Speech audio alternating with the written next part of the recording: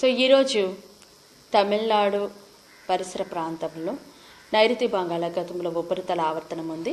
ఈ ఆవర్తన ప్రభావంతో రానున్న 24 గంటల్లో అల్పపీడనము ఏర్పడనుంది.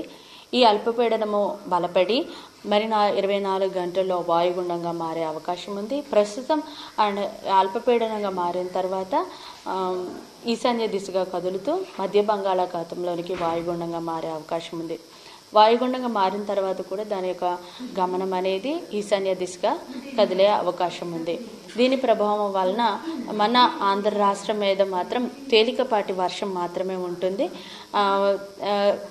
ఎప్పుడైతే పొడి వాతావరణం ఉంటుందో మనకి టెంపరేచర్స్ మళ్ళీ గ్రాడ్యువల్గా పెరుగుతాయి. ఇప్పటి వరకు కూడా 37, 38 అలా టెంపరేచర్స్ రికార్డ్ అయిన పరిస్థితులు ఉన్న మన ఆంధ్ర రాష్ట్రంలో మరి 2 రోజుల్లో ఏంటంటే టెంపరేచర్స్ పెరుగుతాయి. ఈవెన్ మోర్ దెన్ 40కి అరౌండ్ వచ్చే అవకాశాలు కూడా ఉన్నాయి. మార్నింగ్ అంతా టెంపరేచర్స్ ఉండి ఆఫ్టర్నూన్ 1 లేదా 2 చోట్ల క్లౌడ్ డెవలప్ అయ్యి తేలికపాటి వర్షాలు కూడా ఉండే అవకాశం ఉంది. 1 లేదా 2 చోట్ల మాత్రమే ఉంటాయి. ఎక్కడైతే ఈ యొక్క క్లౌడ్ డెవలప్ అయ్యి ఉరుములు మెరుపులతో కూడినటువంటి జల్లులు ఉంటాయో అక్కడ మాత్రమే ఈదురుగాలులు ఉంటాయి. ఈదురుగాలుల యొక్క వేగము గంటకు 30 నుండి 40 వరకు ఉండే అవకాశం ఉంది. రానున్న 5 రోజులు కూడాను ఈ యొక్క తేలికపాటి వర్షాలు 1 లేదా 2 చోట్ల ఉంటాయి. అలాగే మార్నింగ్ పగటి ఉష్ణోగ్రతలు కొంచెం పెరగడానికి కూడా అవకాశాలు ఉన్నాయి.